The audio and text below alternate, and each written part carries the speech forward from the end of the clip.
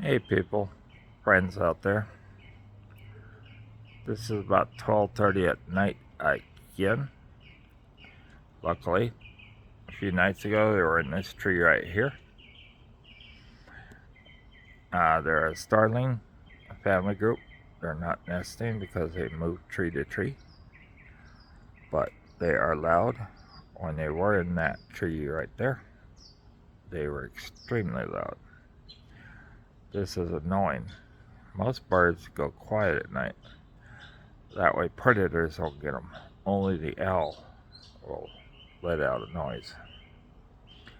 I'm confused, but I love the sound of nature, but I am seriously tired. This is 12:30, 12:40 in the morning, a Sunday night, and I am very tired. Hard to think. I hope you could hear them. That was me. Even my neighbors on the other side are complaining. This is something very unusual, not normal for this area.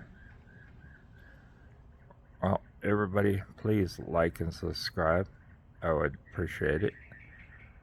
It'd at least give me a reason for being up this late. You have a good night, and goodbye.